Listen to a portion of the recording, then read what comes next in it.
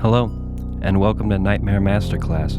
I'm David Stockdale, your host on this excursion into the dark unknown. In this series, we'll be taking a closer look at online projects, films, and TV shows with a focus on horror, namely the surreal, the enigmatic, and the darkly absurd. In this episode, I'll provide my analysis of This House Has People in It. Strap in and enjoy.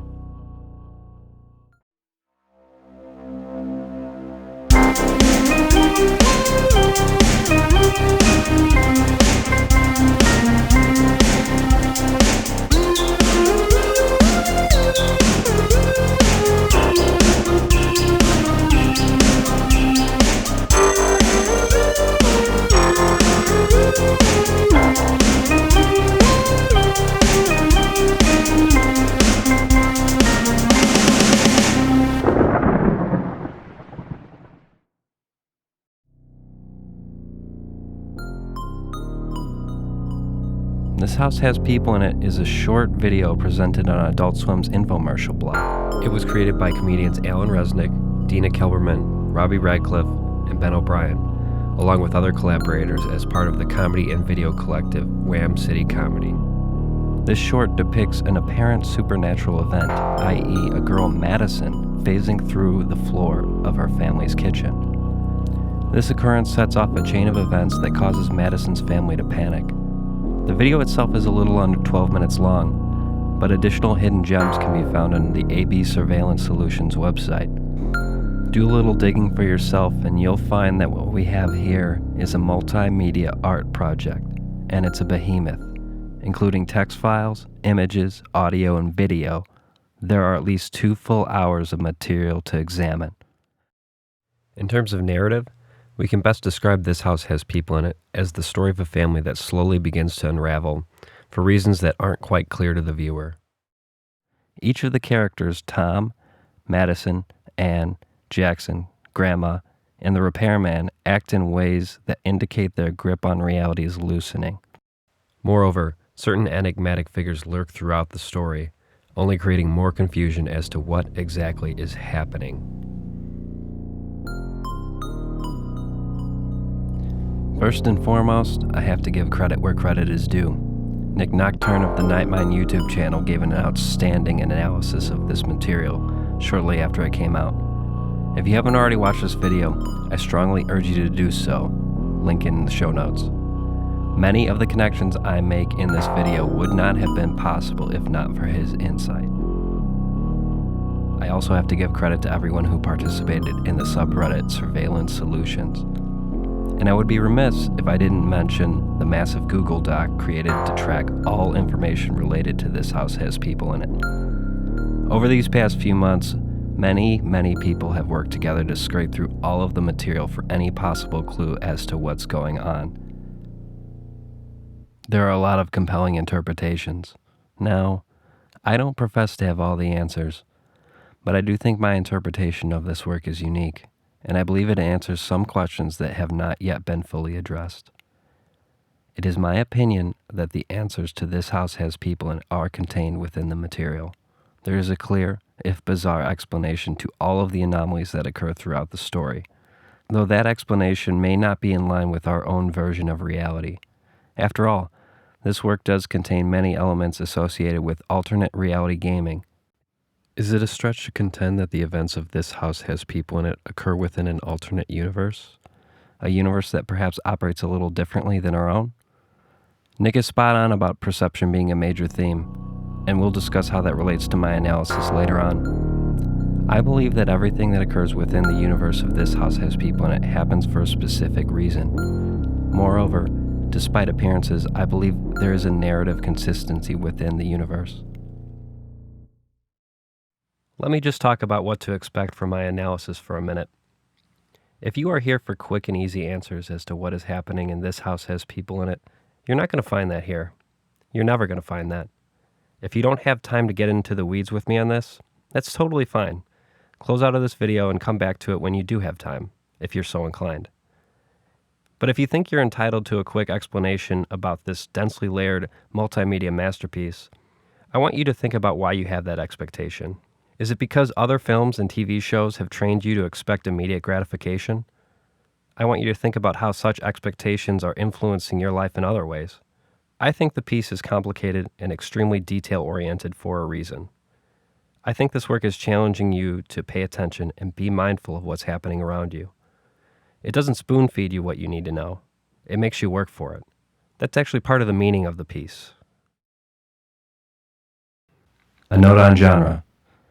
I believe that This House Has People and it follows in the tradition of magical realism, a kind of fiction that portrays seemingly magical or unexplainable events in an otherwise mundane, ordinary setting. Sound familiar?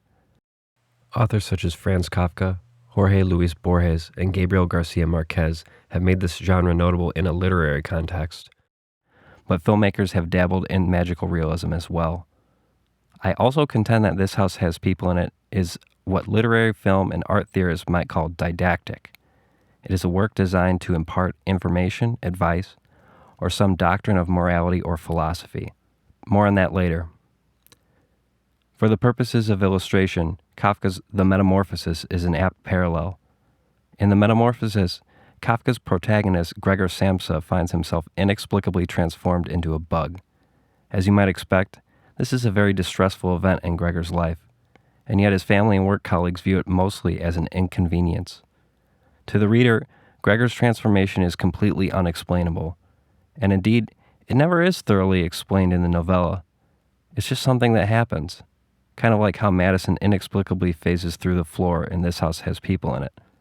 I wrote a paper on the Metamorphosis in college. In my paper, I argued that Gregor's transformation was due to his persisting alienation from family, work, and society at large. It isn't exactly the most original argument. Many literary theorists have argued the book's meaning along similar lines, although their arguments were more nuanced and pointed than a college sophomore's. But there was a logic to my thesis. In the universe created by Kafka, the metamorphosis that Gregor undergoes is evidently possible. The real mystery is why it occurs. All that we, the readers, have to go on is what is presented to us. Kafka makes Gregor's alienation abundantly clear. He all but hits the reader over the head with Gregor's shitty, subpar life. In such a world, could the protagonist's feelings of alienation cause his so-called metamorphosis? Observance. The strange events that occur in This House Has People in it are apparently possible in the universe conjured by Resnick in Wham City. The real question is obvious. Why? We know the folks at AB Surveillance Solutions are observing the events that take place within the house. But really, I think we, the viewers, are AB Surveillance. Resnick and Wham City are challenging us to make sense of things.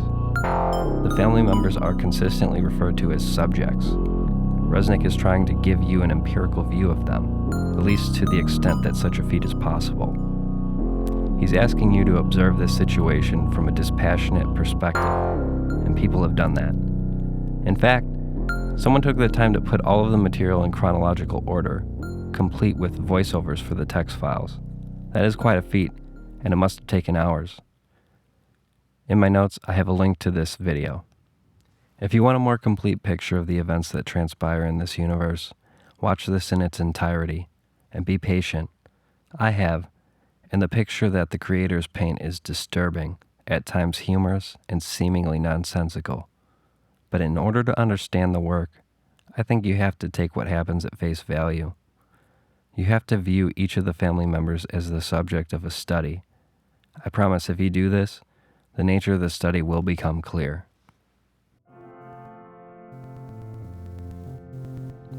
Memes. The consistent and sometimes vexing allusion to internet memes is something that calls attention to itself in This House Has People in it. The sculptor is a figure almost inherently meme-worthy, like Star Wars Kid or Chocolate Rain. Boomy is another primary example. He's clearly meant to be a play on Sonic the Hedgehog, a figure that has been abundant fodder for memes since the dawn of the internet. Apparently, Boomy is a sensation in the universe of This House Has People in it. More on him later. At this point, it would suffice to say that memes are literally running through this piece. Why? The internet is touted by many as a place where information is exchanged and shared freely, making the world a better place. In large part, this is true. It's abundantly obvious. But maybe Resnick is warning us. Maybe the message here is that misinformation can spread just as freely, and not just on the internet. I believe that the threads in This House Has People in It connect in such a way to suggest that there is not only a relation to the idea of memes, but also a message about the nature of unfounded, potentially harmful belief systems that spread and evolve. The artist. It is no coincidence that Resnick makes a cameo as the sculptor. His sculpture is a parodic representation of This House Has People in It as a whole. It's a piece of art that is haphazardly crafted together from clay and random objects. Were one to stumble upon such a monstrosity in an alley, it wouldn't be unthinkable to assume the piece was mere garbage. Yet I should note that it's not very far off from what is critically heralded in the world of outsider art. Similarly, were you to randomly catch This House Has People in It on Adult Swim at 2 a.m., well, my bet is you'd probably be at a loss for words as to what exactly you had just seen. The sculptor is clearly deranged. He makes numerous contradictions about the nature of Lynx disease. He seems to be obsessed with a lost love named Sam. One might even compare him to Van Gogh, who notably cut off his own ear after a fit of dementia and later gave it to a prostitute. But the sculptor does spout a bit of wisdom here and there. At one point, he says, "Sometimes when God closes a door, he opens a window. But sometimes he also closes that window. That's Lynx disease." Here, the sculptor connects the idea of Lynx with the notion of being trapped inside a house. The door is closed, the window is closed, there's no way out. Moreover, he connects the concept of Lynx to religion itself.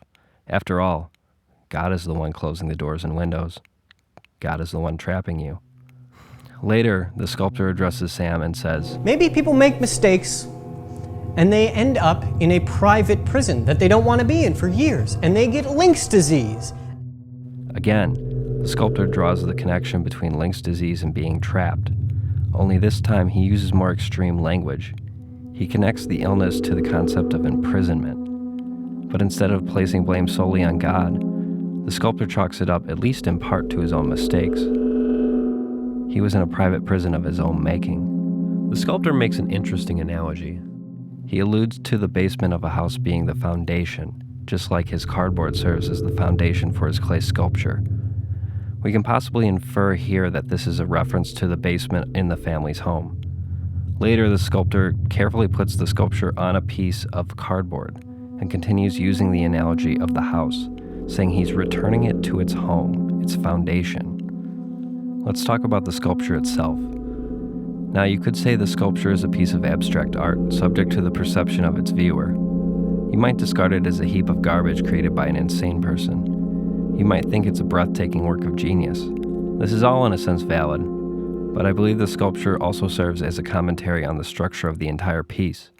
It is a disordered amalgamation of a variety of materials. Toward the beginning of the Clayground episode, the sculptor peels off the top of his clay head.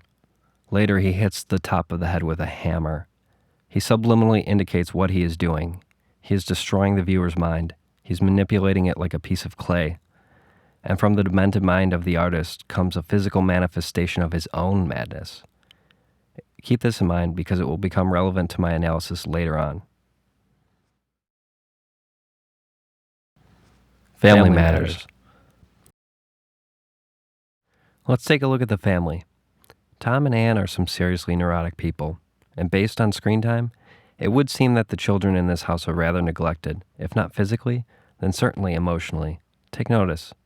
How often do either of the parents actually interact with Jackson or Madison?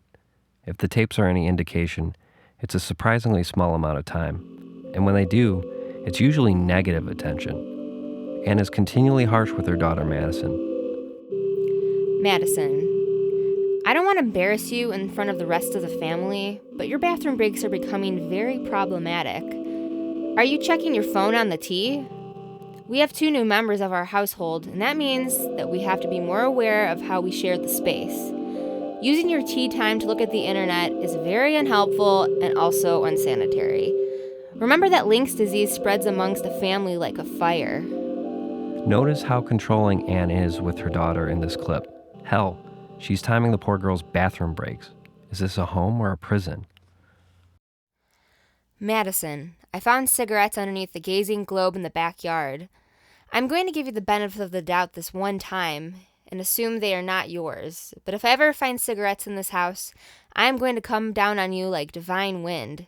I am serious. I will not have my daughter smoking like a delinquent. You need to get your priorities straight. There's too much going on right now for me to have to deal with this. Of course, it's entirely normal for Anne to be concerned that her daughter is smoking cigarettes. But notice the callous nature of this exchange. First and foremost, it's done via email. I don't know about you, but it seems prudent to me to have this conversation in person. Secondly, Anne makes a situation about herself. She says, "There's too much going on right now for me to have to deal with this." That is cold. And if you think Jackson is getting off light, think again. Tom and Anne do spend time discussing Jackson's well-being, specifically vis-a-vis his potentially unhealthy fascination with Boomy. But based on what we know, we can surmise that Tom is really just using the situation as an excuse to discuss his own obsession with the blue trash-eating cat. In fact, Tom only really discusses Jackson when it's relevant to his own interest in Boomy. Meanwhile, we know from the emails that Jackson has no friends in this new neighborhood, and he doesn't even know who to invite to his birthday party. I do think that Tom realizes he has been neglecting his son, which is why he tries to make sure Jackson has a nice party. But as we know, that plan goes horribly wrong. In one clip, Tom and Anne have a discussion about Tom's recent visit to the eye doctor. He explains that the doctor found his right eye to be out of focus.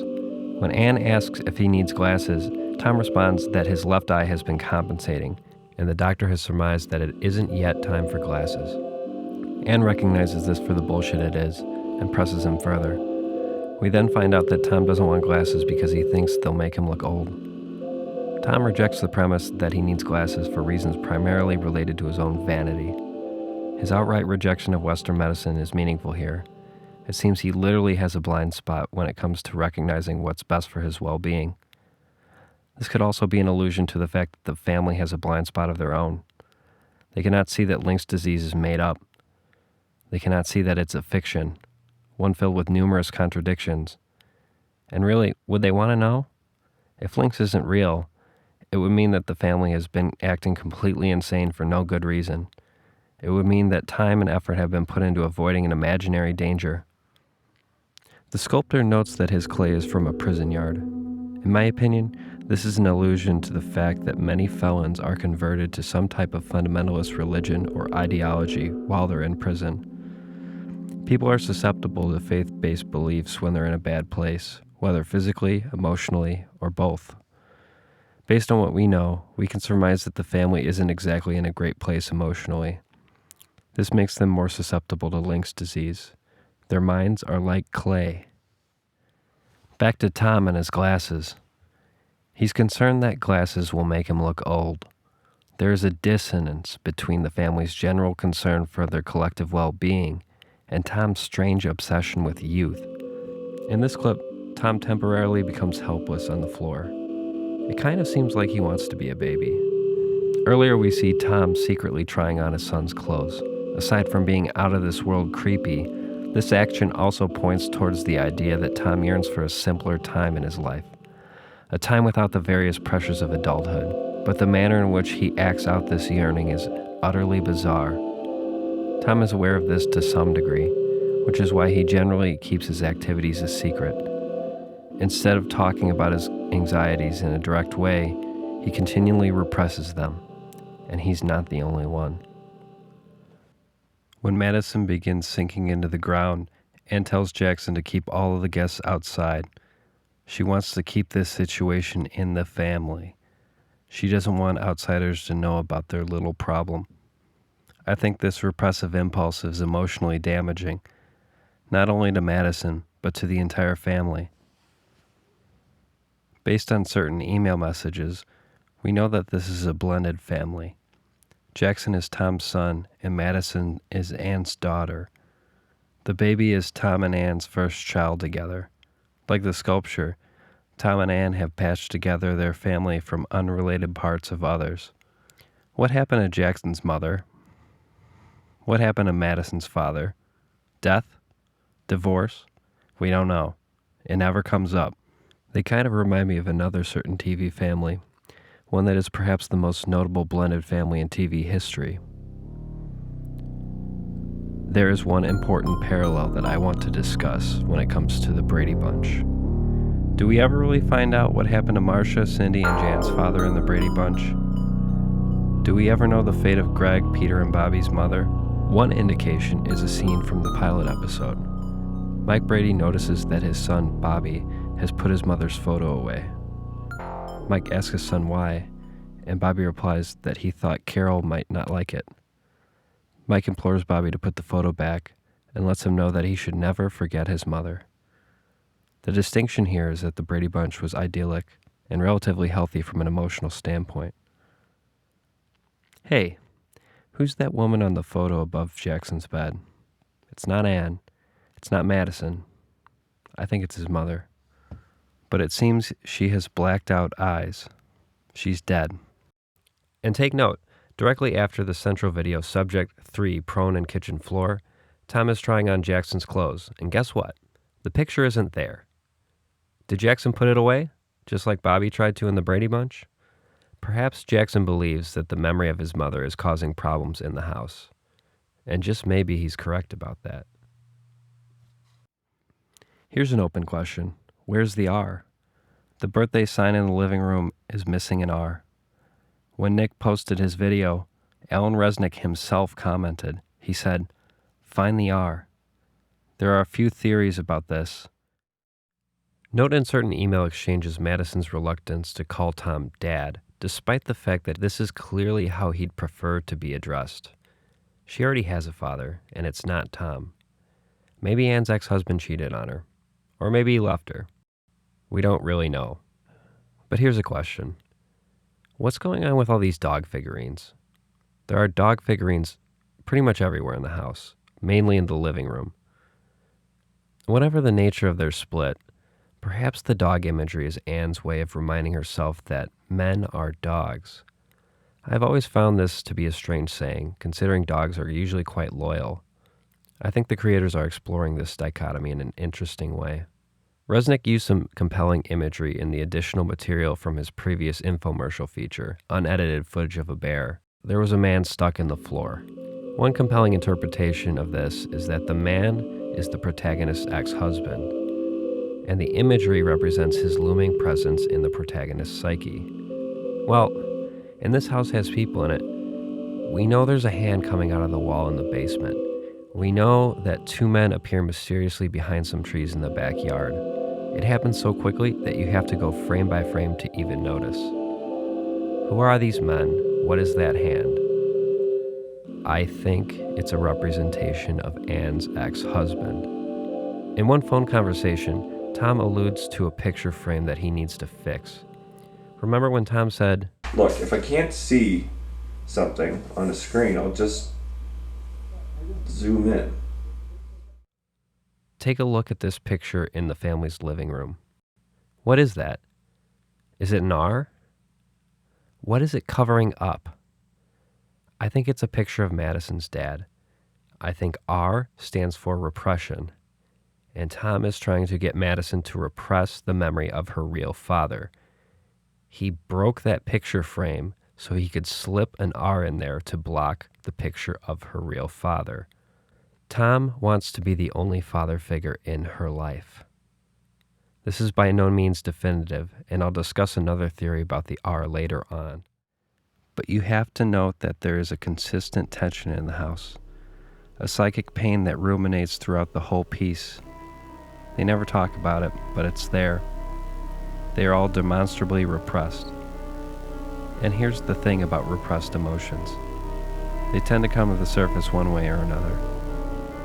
And in this house, they come to the surface in a very special way. Charlatans and reality distortion. It is said that tech wizard Steve Jobs had the distinct ability to distort reality. During his time at Apple, Jobs would often ask the seemingly impossible of his staff, committing them to goals that simply weren't realistic in their eyes. He was often lauded for this by corporate leaders. But of course, We now know that he wasn't exactly a saint. Ironically, Jobs' brand of reality distortion eventually got the best of him. When Jobs was diagnosed with pancreatic cancer, he opted for an alternative medicine-based natural solution in lieu of a treatment recommended by his doctors. He tried herbal remedies, acupuncture, and he consumed an all-vegan diet. This was not successful. Barry R. Castleth, the chief of Memorial Sloan Kettering Cancer Center Integrative Medicine Department, said, Jobs' faith in alternative medicine likely cost him his life. He had the only kind of pancreatic cancer that is treatable and curable. He essentially committed suicide. Why am I talking about Steve Jobs? Well, there is a sharp criticism of alternative medicine embedded within the subtext of This House Has People in It. And there is a kind of reality distortion field in This House Has People in It, the scope of which we cannot know. Does it encompass the house, the whole neighborhood, the entire world? It seems that characters in the house are confused about the distinction between fiction and reality, as evidenced by Anne's strange overreaction when a character in one of her books dies. A character in my book died. Which one? Arthur.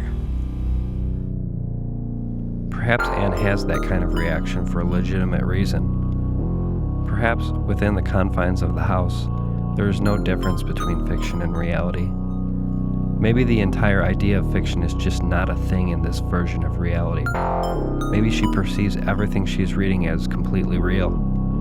Tom doesn't find this odd. In fact, he sympathizes with her. In this universe, is it also possible that strongly held beliefs can manifest into physical anomalies? Is it possible that thoughts are just as real to these characters as physical entities? I think this is the key to understanding This House Has People in It. Yes, perception is absolutely a central theme in the work. The piece is entirely open to interpretation. To a degree, any work is. But perception is also a central theme because this is a universe in which the subject's various perceptions have the ability to influence and indeed manipulate their very reality. That's a horrifying concept. Again, we return to Boomy. It is strongly implied that Tom has a rather unhealthy fixation on Boomy. As evidenced by a number of videos, Tom sings Boomy's theme song on multiple occasions. Runs so fast, it looks so sweet, the sweetest, funniest cat I ever did meet. He's booming around, he's Boomy, the bluest in town. He draws pictures of the character while dressed like Jackson. Tom may be secretly dressing up like the character and running around the neighborhood like a maniac. And yet, in the central video, Subject 3, Prone in Kitchen Floor, we see a blue figure chase a deer away in the window. We know this cannot be Tom. He's preoccupied in the kitchen. So how can we explain what appears in the window? If strong beliefs have the ability to influence reality, perhaps Tom's obsession with Boomy creates a physical manifestation of the popular character. And here's how you might be able to make a distinction between Tom dressing up like Boomy and Boomy himself. When the entity is moving so fast you can barely see it, that's the real Boomy. That's the manifestation. Note that when this is the case, Tom's whereabouts are always accounted for. See, there's a logic to all of this. Link's disease itself has a physical manifestation, the nightmarish pink figure that haunts the family. We shall refer to this figure as the family friend for the remainder of this analysis, since that's how the entity is credited. Why does the family friend drape itself in Jackson's bed sheets? Why does it rise from a cluttered garage? We know the garage is filled with Tom and Jackson's belongings, as evidenced from text files in which Anne asks Tom to start thinking about what they need to get rid of. The family friend is part of that. It is something that belongs to Tom and Jackson. It's baggage that came with them when they moved. It is a repressed manifestation of Tom's deceased wife, Jackson's deceased mother. It lurks over Tom in his dreams. It sits in the corner while the family marvels at their new Christmas tree. The family friend is reminiscent of the horrifying, freakish vagrant in the film Mulholland Drive, directed by David Lynch. Some have argued that the vagrant in Mulholland Drive is a literal manifestation of the protagonist's broken dreams of Hollywood stardom. Similarly, in This House Has People in It, the family friend is the personification of Lynx disease, but moreover, it is the embodiment of the family's collective anxieties. The corruption of youth. Tom is compelled to eat garbage by a cartoon character. Anyone who was a fan of the Sonic the Hedgehog cartoon knows of his love for chili dogs. This is a pretty conspicuous parallel if you ask me. Think about it. Hot dogs are basically trash in meat form. They are composed of the remnant parts left over from the pig or the cow after the substantial parts have been used. How many cartoon icons smile at us on the cover of cereal boxes, compelling us to eat poorly? How many of these icons have compelled us to pick up other dangerous habits? Anyone remember Joe Camel? This charming fellow used to be on the cover of every box of Camel cigarettes. The Journal of the American Medical Association published a study alleging that the Joe Camel campaign was targeting children. The study showed that by age 6, nearly as many kids were able to associate Joe Camel with cigarettes as there were kids who associated the Disney Channel logo with Mickey Mouse. A lawsuit was brought against Camel, and they eventually ended the decades-long Joe Camel campaign. Boomy seems to represent the corruption of innocence through commercialism. This is why he chases away a baby deer. In a way, Boomy and the family friend are two sides of the same coin. They both signify the corruption of innocence and youth. Boomy is corruption due to the various inescapable forces of commercialism, and the family friend is corruption due to traumatizing, tragic events that occur in the family's respective lives, events that cause them to cling to irrational beliefs for comfort. Childhood is a time when we are all exposed to many ideas from many different sources, some good and some not so good. And as children, we simply cannot tell the difference between well-founded beliefs and ones that are clearly bullshit. Once a child has been indoctrinated into a given belief or ideology, it can be difficult and extremely painful for them to find out that their beliefs are not so concrete.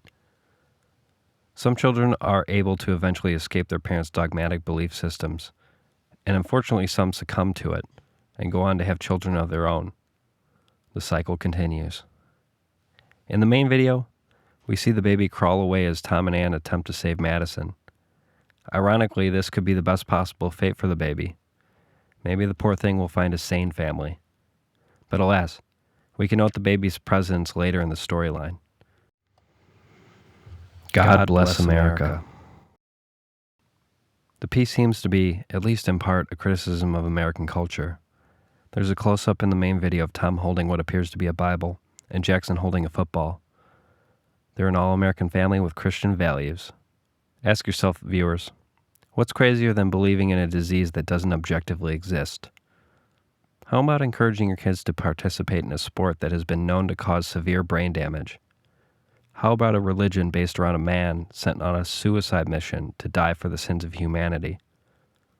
This is starting to hit a little too close to home, isn't it? When Jackson's laying in bed and Grandma says, "You're a dead body," not only is it creepy, it's symbolically meaningful. Note the blank expression on Jackson's face. Note the manner in which he is bracing himself while laying on his race car bed, all while this woman's picture looms over him. I think Jackson's mother died in a car accident, and he doesn't yet have the emotional maturity to process this information. Why does he seem to be in a position reminiscent to that of Jesus on the cross? I think it's symbolic. Jackson is performing some kind of ritual in order to feel closer to his dead mother. It's really quite tragic. Since we're on the topic of mothers and Jesus, it might help to put this into context with Christian mythology. Listen to this translated bit of the Sabbat Mater, a Catholic hymn about Mary's anguish watching her son Jesus die on the cross. At the cross her station keeping, stood the mournful mother weeping, close to Jesus to the last. Jackson's faith is likely the only reference point he has for someone who has died and come back to life. His faith is also a significant reference in terms of Mary's relationship to Jesus. Not only is Jackson relying on his own faith to comfort him, he's also projecting some kind of religious significance to his relationship with his own mother. Religion provides hope for him, but ultimately it's a false hope. Let's circle back to this matter of the R.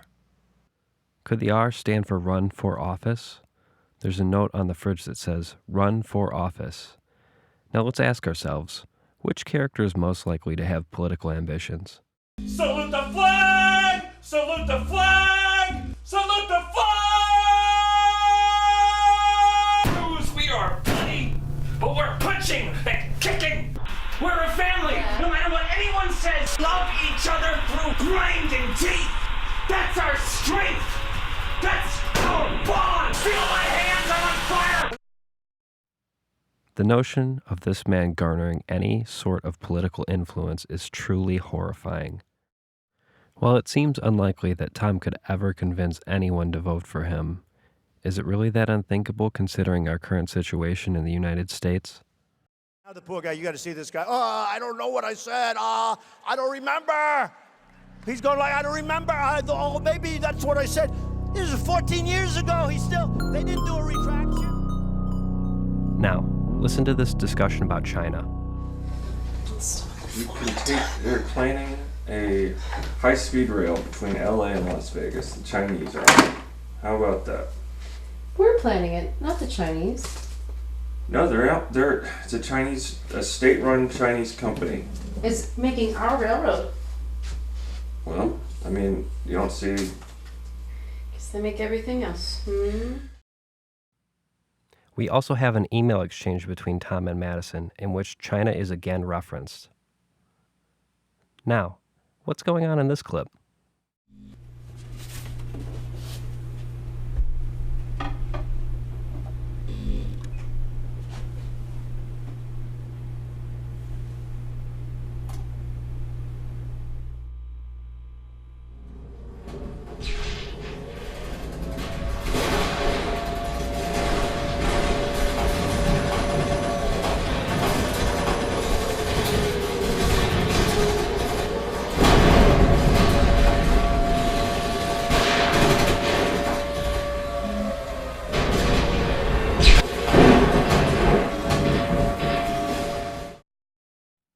Based on information from the Links pamphlet, we can assume that Tom is playing the record in order to treat the disease. But why does it play war sounds? And moreover, why do war sounds seem to comfort Tom? Why does Tom sing a song about a flag? What are the references to China and the economy about? China is sucking us dry. They're taking our money, they're taking our jobs, they're doing so much. We have rebuilt China with what they've taken out. They, by the way, Bill, just in case you don't know it, they tax our goods going into China. It's a totally unfair deal. We can't continue to allow China to rape our country, and that's what they're doing. Now, take a look at this other note on the fridge. What does all of this mean? I think patriotism is just another meme in this house, and it's one that specifically pervades Tom's psychological makeup. He has a fascination with the economic competition between China and the US. He has political ambitions of his own, and he seems to place a certain value on the military-industrial complex and the concept of war in general. The illness is real. Because strongly held beliefs manifest into physical anomalies, it follows that the belief in an illness such as the imaginary lynx might manifest into a real physical illness as well. This is perhaps why Anne's doctor is so adamant that her test results are negative. Anne, the lab results are back in, and I'm happy to inform you that the samples you brought to the office last week have been confirmed lynx-free. I hope this news finds you well and that you can finally feel resolved. Lynx has become a big issue in our community, and it's going to be up to people like you to help stop it from becoming a bigger one. That said, this is the fourth set of samples you've brought to our attention, and I'm concerned that you are taking these matters perhaps too seriously. Remember that we have other patients to whom we have to show the same amount of care and attention as we have to you and your family. Try and take these lab results to heart. If you continue on bringing me and my staff these samples, I may have to ask you to find another physician. The doctor doesn't want Anne to believe that she has Lynx disease. If Anne believes that she has it, she will consequently be afflicted by it. It's a bit of a mindfuck, isn't it? There are some real-world parallels here. Morgellons disease is a self-diagnosed skin condition that is actually a form of delusional disorder. People suffering from such a delusion claim that their skin is infested with material such as sand, hair, or a thread-like substance. Moreover, they suffer from hallucinations of fibers coming out of their skin. Most doctors do not recommend humoring the patient by treating their skin condition with a common treatment, such as antibiotics, since this does not treat the underlying delusional disorder. But in the case of lynx, humoring the patient might be the best course of action. Telling the patient that their test results are negative might convince them that they do not actually have the disease. This is the best possible scenario for the patient. Paradoxically, lynx is real in this universe, or rather, it's made real as the idea spreads and catches hold on the public. In this universe, lynx is kind of like Tinkerbell.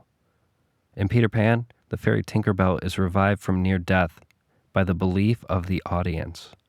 Similarly, lynx is only real when people believe in it. This is why Madison falls through the floor. The family's belief in lynx persists and escalates throughout the story. This communal belief creates a physical phenomena, and eventually, it creates real physical symptoms associated with the disease. If we follow the metaphor of the mind being a piece of clay, many of the sculptor's statements begin to make a startling amount of sense. The mind can cause lynx, and it can cure lynx. It is a virus of the mind that can only be combated by using the mind against it. Because the disease does not adhere to logical mechanisms, literally anything that occurs in the videos may or may not be a symptom of lynx. The process of analyzing such a work is inherently rife with irreconcilable paradoxes. This is not a bug, it's a feature. It's part of the fun. The viewer, in the process of discerning whether or not lynx is real, catches the disease by virtue of going down the rabbit hole. Why is perfect pitch a symptom of lynx disease? Well, a lot of great music comes from a place of deeply held, albeit patently absurd beliefs. Now, let's take for instance, Prince. It shouldn't be controversial to say that he was a musical genius. Listen to When Doves Cry and tell me that it doesn't come from a place of unparalleled talent. And Prince very likely had perfect pitch. But he was also a hardcore Jehovah's Witness. Now, here's an interesting fact about Jehovah's Witnesses. They generally don't accept blood transfusions, even in life-threatening circumstances. It's exactly this sort of silly, potentially harmful behavior that can spread like a meme under certain conditions. And what's going on with the Repairman? I think his story is remarkably similar to Steve Drain's, the guy who went to the Westboro Baptist Church intending to do a documentary. Kind of like how AB Surveillance is documenting the home. Well, this guy actually became indoctrinated by the church. And similarly, the Repairman gets lynx disease, just like the rest of the family. I think this is why we see him getting beat up by a couple of men. Those men also work for AB Surveillance. They're punishing him for not remaining properly objective. And at this point, it feels pertinent to ask, are we being objective? In order to make sense of this piece, it is necessary to continually question your own ability to draw logical conclusions from seemingly random events. Is such a feat possible? Can we make sense of this? Or are we just... Wait, was that a 60-frame crossfade? No. 60-frame crossfades cause lynx disease. Do a jump cut. There, that's better. It all comes back to the house. Without a good foundation, the entire structure will collapse. Well, in terms of logic and coherence, none of the characters in This House Has People in It have a good foundation. That is made abundantly clear. Notice how the family friend rises from an extremely cluttered room. The disarray is intentional. It represents the family's collective frame of mind. Their thoughts are not orderly. They are confused and delusional. They are not thinking clearly and have given credence to their own delusions. They cannot tell the difference between reality and fiction. This gives rise to the mind virus that is lynx disease. The stronger their fear in lynx grows, the more powerful the family friend becomes. It is an unfortunate consequence of the family's persisting dread. Beliefs have consequences. In the seemingly arbitrary complexity of This House Has People in It, there is a message, and it's a rather straightforward, unambiguous message at that. This House Has People in It has a point. Ultimately, I believe that it is about the dangers of buying into ideologies based on logical fallacies and pseudoscience, and moreover, the consequences of having beliefs not rooted in evidence or rational thought. I don't think the creators are making any kind of objective claim about the existence of God. It's more about endorsing a healthy sense of skepticism. It's about trusting in logic and concrete evidence, even in the face of various societal pressures. After all, beliefs have consequences. Beliefs have an impact on the world, even if they're not rooted in truth. Resnick and Wham City are laying bare for you, the audience, the dire consequences of having a belief system that is distinctly lacking in a good foundation. They are showing you what a world not rooted in reality looks like. Is that a world you want to live in? Well, surprise, you already are. This is real life, unfortunately. This is the scene at Jonestown, after over 900 members of the People's Temple perished, many having committed suicide. They were compelled to drink Kool-Aid laced with cyanide by their mentally unstable leader, Jim Jones. As a consequence, the phrase "drinking the Kool-Aid" has come to signify the blind acceptance of a potentially harmful belief. This is a potential result of a belief system not subject to examination or scrutiny. The title, This House Has People in It, is significant because in this dark, absurdist piece, misguided people and their beliefs are the real source of horror. Not demons, not ghosts, not monsters. People. People with a myriad of issues, all working to avoid their real problems, instead opting to believe in this Link's disease. Perhaps for them, it's easier to imagine an external cause for their pain than it is to deal with their actual problems. But the real tragedy in all of this is, it's not the family's fault. None of this is their fault. They are subject to manipulation from outside forces that shape their reality in horrifying ways. Look around you. Pay attention. What external forces are shaping your perception? This House Has People in It is a multi-layered, thoughtful piece of art that demands your attention. And it is everything that great art should be. It's subversive, it's nonlinear, and it's nuanced. This piece is asking you to question the various societal forces that shape your perception. The family is a parodic, exaggerated version of the average American family. They are manipulated by charlatans on the television. They have trouble distinguishing fiction from reality, and they all have emotional baggage they are not dealing with. Whether it's patriotism, or some form of religion, or pseudoscience, all of the forces in this house encourage quick, easy solutions instead of critical thinking.